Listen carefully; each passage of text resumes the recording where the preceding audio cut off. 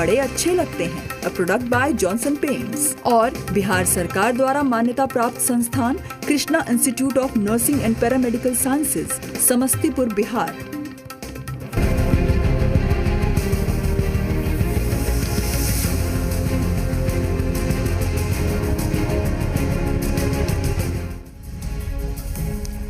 बिहार में चुनावी हलचल लगातार तेज होती जा रही है और जब चुनावी गर्मी बढ़ गई हो, तमाम जिलों का आकलन हम कर रहे हो, हलचल को देख रहे हो कि कितनी ज्यादा है, तो मुख्यमंत्री के जिले की बात कैसे नहीं होगी। हम पहुंच गए हैं अब मुख्यमंत्री के जिले में। मुख्यमंत्री नीतीश कुमार का गृह जिला नालंदा में इस वक्त तमाम दर्शकों का स्वागत है। आपके साथ मैं हूं अभिषेक कात्यायन और ग्राउंड जीरो से यहां करेंगे बात बेबाक। तमाम दर्शकों का, तमाम मेहमानों का बहुत बहुत स्वागत है यहाँ बिहार शरीफ में। और हमारे साथ जो मेहमान यहाँ चर्चा में शामिल हो रहे हैं उन सबसे आपका परिचय कराते हैं। बीजेपी की तरफ से रामसागर सिंह जिला अध्यक्ष हैं, वो हमारे साथ जुड़े हैं, बहुत बहुत स्वागत है आपका। आरजेडी से सुनील यादव प्रदेश महासचिव, आपका भी बहुत बहुत स्वागत है। जेडीयू से धनंजय देव हमारे साथ हैं और एलजेपी से रामकेश्वर प्रसाद जी जो कि प्रत्याशी हैं नालंदा विधानसभा क्षेत्र से, आप सबका बहुत बहुत स्वागत है। शुरुआत बीजेपी से करेंगे। जरा बताइए, मुख्यमंत्री का गृह जिला, बहुत सारी संभावनाएं हैं, पर्यटन की बहुत सारी संभावनाएं हैं, उद्योग भी विकसित किया जा सकता है, एग्रीकल्चर में डेवलप किया जा सकता है, लेकिन आपको लगता है कि नालंदा उस मकाम को हासिल किया जो आप कह दें कि एक विकसित जिला बन गया है? ये आज हम खूब मजबूती से कह सकते हैं कि मेरा जिला विकास के पथ पर अग्रसर है और जितना काम नालंदा जिला में अपने माननीय मुख्यमंत्री के द्वारा किया गया है वह सब कुछ कहने लायक है। चाहे वह बिजली का क्षेत्र हो, शिक्षा का क्षेत्र हो, जल का क्षेत्र हो, स्वास्थ्य का क्षेत्र हो या सड़क का क्षेत्र हो, इस ऐसे कई सैकड़ों योजनाएं हैं जिसकी चर्चा करेंगे तो आपका ये पूरा समय, हम लगता है भाई साहब का भी टाइम चला जाएगा। ऐसे कई संभावनाएं हैं जिसको हम आपको गिना सकते हैं। इसी जिले में लोग कह रहे हैं कि मुख्यमंत्री का जो सबसे बड़ा मिशन अभियान था नल जल योजना, वो फेल हो गई। इसी जगह पर लोग कह रहे हैं कि शराबबंदी योजना फेल हो गई। इसी जगह पर लोग कह रहे हैं क्राइम बढ़ गया। तो किस चीज में आपने महारत हासिल की है, जरा बता दीजिए। न क्राइम बढ़ा है, न क्राइम बढ़ा है, न शराबबंदी खत्म हुआ है, शराबबंदी है।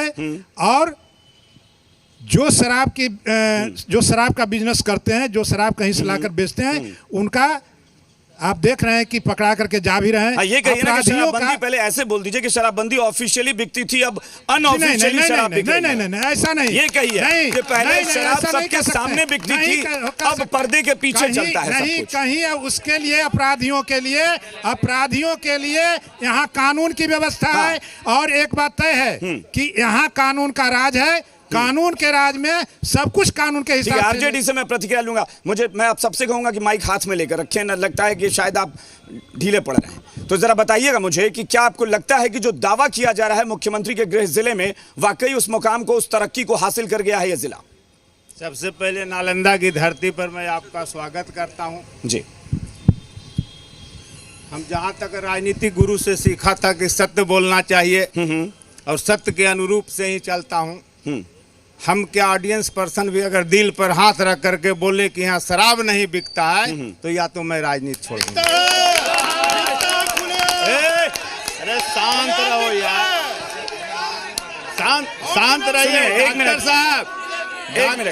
डॉक्टर साहब, एक मिनट मैं देखिए, मैं यहाँ जो दर्शक हैं, एक मिनट सुनिए। डॉक्टर साहब, ऐसे कोई फायदा नहीं है।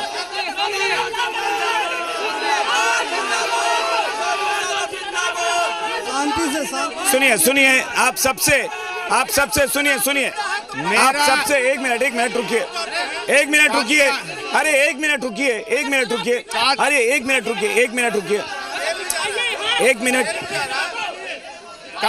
देखिए, मैं सबसे एक बात कहूंगा, मैं बीच बीच में पब्लिक ओपिनियन लेता हूं, सवाल भी लूं। एक मिनट सुन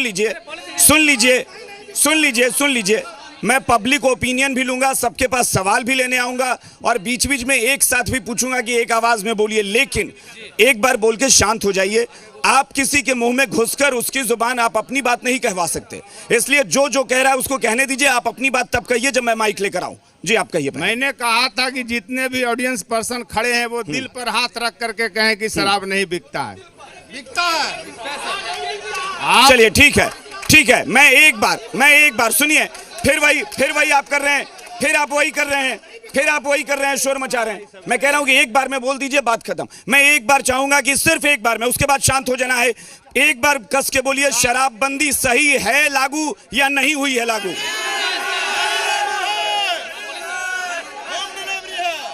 बस मुझे लगता है कि आपको जवाब मिल गया होगा।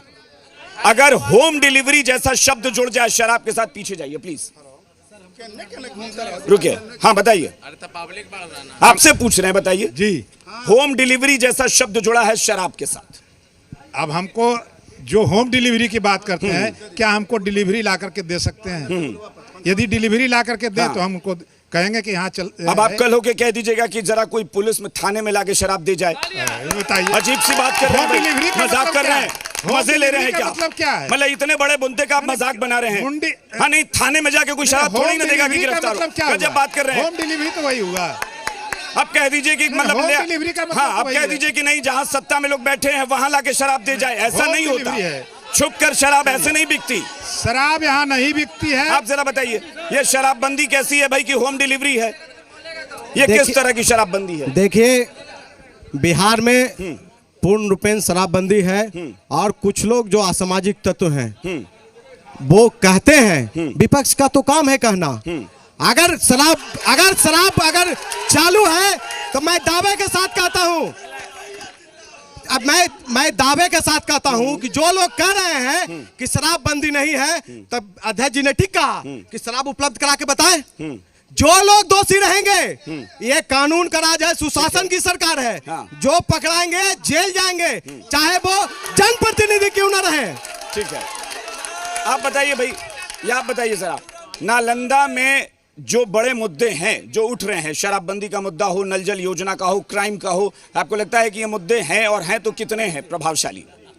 सबसे पहले मैं आपको धन्यवाद देता हूं कि नालंदा की पवित्र धरती पर जो आपने यह कार्यक्रम रखा है, उसके लिए आपको बहुत बहुत बधाई।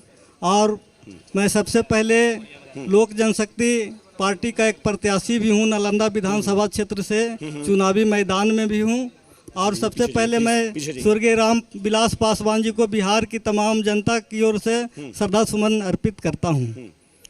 और बिहार में जो आपने प्रश्न उठाया है शराबबंदी के मुद्दे पर, चाहे ऐसा कोई रोड मैप नहीं है। जब सब लोग कह रहे हैं कि शराब, बीजेपी वाले कह रहे हैं, जेडीयू वाले कह रहे हैं कि शराब पूर्णतः बंद है, मानते हैं, लेकिन आए दिनों आप देखते होंगे, पेपर उलट कर देख लीजिए, एक बैन वहाँ शराब पकड़ाया, दूसरा बैन वहाँ पकड़ाया।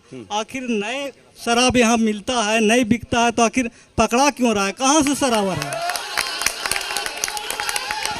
कितना कानूनी नहीं बिकता तो पकड़ा, कोई फायदा नहीं है। टोटल अरे भाई, ऐसे चिल्लाकर कोई थोड़ा, फायदा नहीं है। क्या कर रहे हैं आप लोग? सवाल नहीं जवाब नहीं है।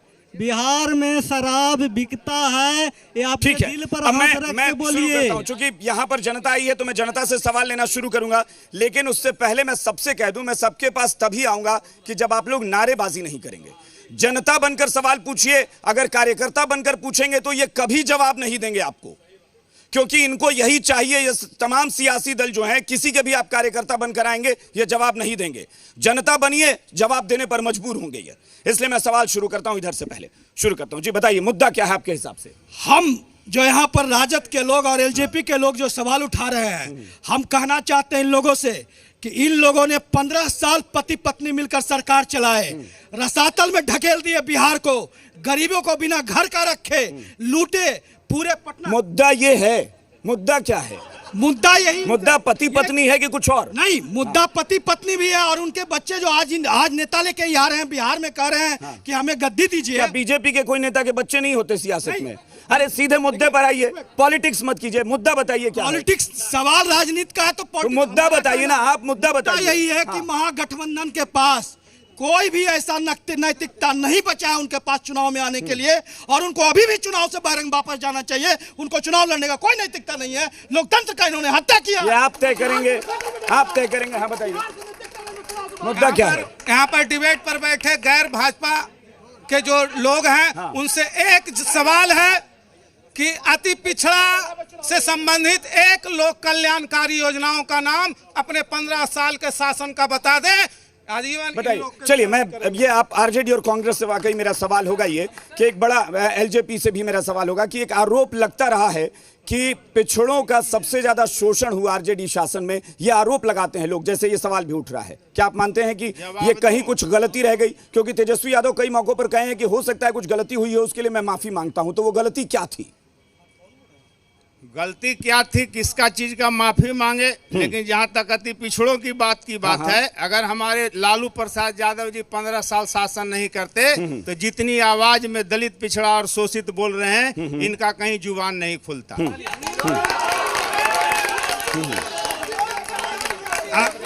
अब रहा बात, हाँ ठीक है, अब रहा बात, एक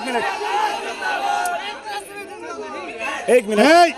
हाँ, अब इनसे हम कहना चाहते हैं हाँ। कि यदि इनकी सरकार थी तो स्थानीय समिति में चाहे महिलाओं का आरक्षण, चाहे पिछड़ों का आरक्षण, क्या आज तक 15 साल में, आज तक नहीं 15 साल में इन्होंने किसी अति पिछड़ा को, किसी महिला को जनप्रतिनिधि बनाने का काम किया?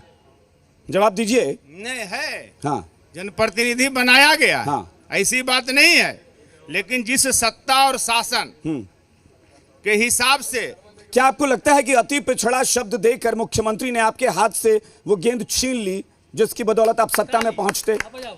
ऐसी कोई बात नहीं है। नीतीश जी कुछ नहीं किए हैं। वो तो लगातार ऐसे ऐलान कर रहे हैं। हाँ। एक केजी सूत्री को हाँ, इधर से उधर करके बैठ गए हैं। ठीक है। और अगर अति पिछड़ा चाहे दलित शोषित हो तो इसकी आवाज आदरणीय नेता लालू प्रसाद यादव जी ने दिया है। सुनील भैया, मैं आपसे पूछना चाहता हूँ, आप कहते हैं दिल पर हाथ रख के पूछिए, तो आप बताइए कि 15 साल बनाम 15 साल कौन अच्छा रहा? आप दिल पर हाथ रख के बोलिए। वही रहिए। हाँ। आज के डेट में कोई आईएएस का पत्नी का रेप नहीं ना हुआ है? 15 साल पहले आईएएस का पत्नी का इस चुनाव में, इस बिहार विधानसभा के चुनाव में विपक्ष के पास कोई मुद्दा ही नहीं है। अगर सत्ता पक्ष के पास कोई मुद्दा है तो वो है नीतीश कुमार का किया गया विकास, जो अभी धरातल पर दिख रहा है। इसकी प्रशंसा ठीक है, मतलब मुद्दा नहीं है ये कहना। हाँ। कैसा विकास? नल जल योजना को देखिए, पीछे रहिए, पीछे। आप नल जल योजना को आकर देखिए। एक मिनट। जो भी रोड बना हुआ था, आज वो भी रोड गायब है। अरे पानी कहाँ मिला? कौन बोला पानी मिला? आपके पास आएंगे, आपके पास आएंगे, शांत रहिए। आपके पास आएंगे, शांत रहिए। हाँ। अब बताइए, नल जल योजना इस सरकार में विफल है। हम तो कहते हैं दोनों सरकार 30 साल तक बेरोजगार बढ़ाया है। हम चाहते हैं कि नया यूथ है और बिहार को आगे दोनों सरकार यानी महागठबंधन और एनडीए, दोनों से इनको ऐतराज है। ये यानी तीसरे मोर्चे की या तीसरी ताकत की वकालत कर रहे हैं। अभी हाँ। भाई साहब ने कहा हाँ। बेरोजगारी की बात। 15 साल में जो युवाओं को रोजगार देने की बात थी, जो बार बार ये कहते हैं बेरोजगार। भाई एक बार यूथ से जरा बोलिएगा, बेरोजगारी कितना बड़ा मुद्दा है या नहीं है? और जोर से जरा बोलिए, मुद्दा है या नहीं है? जो हम बोल रहे हैं जरा हमको पूरा कर लेने दीजिए। 15 साल में, अभी भाई साहब ने कहा कि 15 साल, जरा सा सुन लीजिए। 15 साल में हाँ। मात्र 95 कितना कंपनी खुला है जो बताइए। अरे 15 साल बता रहे हैं भाई साहब। 15 साल क्या ये में 15 साल में लगता है मात्र, कि ये जो मुद्दा उठ रहा है इसमें हाँ, वही आपके लिए मुद्दा बोल रहे संभावनाएं हैं। बढ़ती हैं? 15 साल में, आप बोलिए, जवाब दीजिए। 15 साल में मात्र इंतजार किस बात का करें? आप मात्र जवाब दीजिए। 95,000 का नौकरी मिला। क्या और आपको हम लगता है 15 कि साल में अगर यूथ 8 कह रहा लाख है को कि नौकरी तीसरी दी कोई है? ताकत आनी इनको चाहिए, तो बता आपके लिए दीजिए संभावनाएं बढ़ी कि हैं? उन्होंने ज्यादा दिया या हमने ज्यादा दिया? रेशियो निकालिए। बिहार में संभावनाएं, आपकी आवाज कोई नहीं सुन पा रहा है। आप बोलिए, माइक में आवाज है, आप में आवाज नहीं है।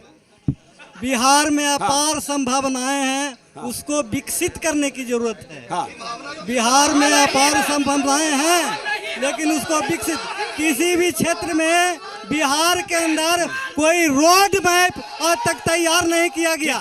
चाहे शिक्षा का सवाल हो, चाहे स्वास्थ्य का सवाल हो, किसी भी क्षेत्र में सर यहाँ आज रोड मैप बिहार के अंदर होता तो हम लोग यही कहेंगे कि जितना विकास बिहार में हुआ है आज के तारीख में, भाई लोग जो भी बोले जुबा शक्ति अपने दिल पर हाथ रख के बात करेंगे। आज ये कितना बज रहा है? 9 बज रहा है।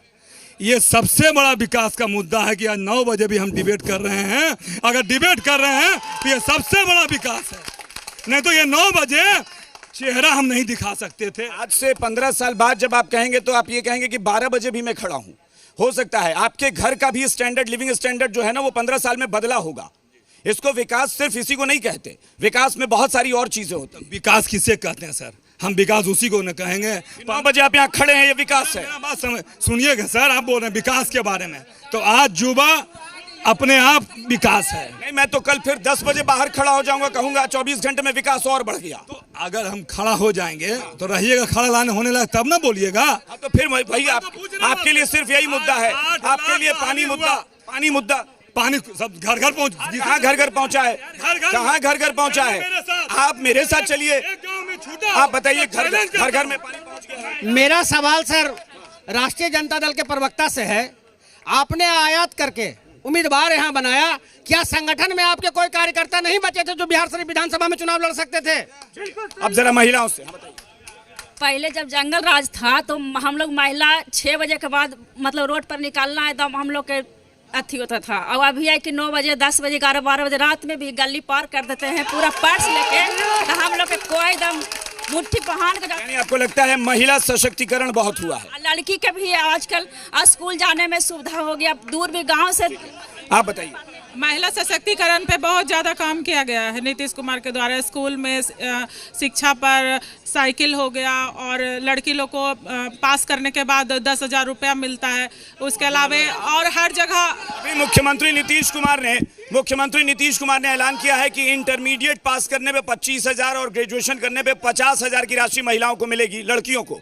तो इसको लेकर जरा मैं जानना चाहता हूं कि कितने लोग इस फैसले से, इस ऐलान से खुश हैं? 100%। आवाज 100%। आवाज। आप खुश हैं? हाँ जी, एकदम बहुत। आप खुश हैं? 100%। ये युवाओं को, अभी चुनाव है, युवाओं को ऐसे ऐसे चीज ऐलान किए हैं, और अगर ये चुनाव के बाद, अभी तो ऐलान किए हैं तो पूरा नहीं होगा, चुनाव के बाद जीतेंगे तो पक्का वादा पूरा करेंगे।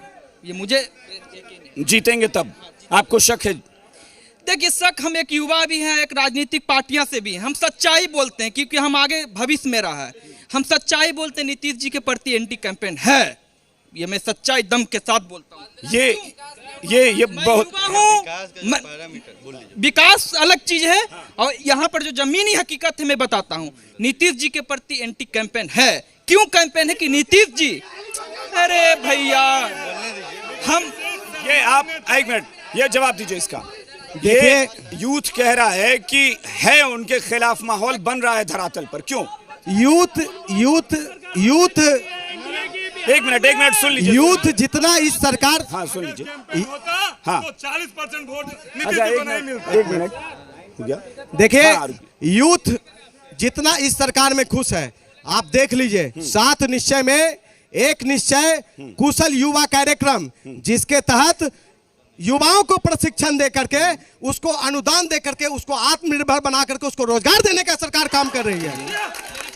ठीक है, और लेकिन सवाल ये है कि यूथ को ये यकीन है कि वो 15 साल जिसका जिक्र करती है जेडीयू या बीजेपी, उस 15 साल में यूथ तरक्की कर रहा था।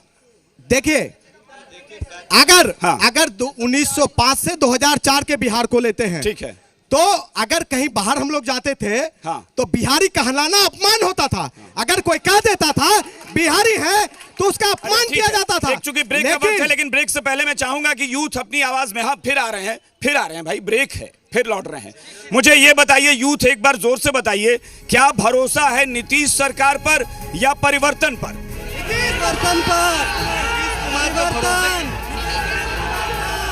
परिवर्तन चाहिए, परिवर्तन। ठीक है, एक छोटा सा ब्रेक लेंगे, ब्रेक के बाद फौरन लौटते हैं। आप बने रहिए हमारे साथ।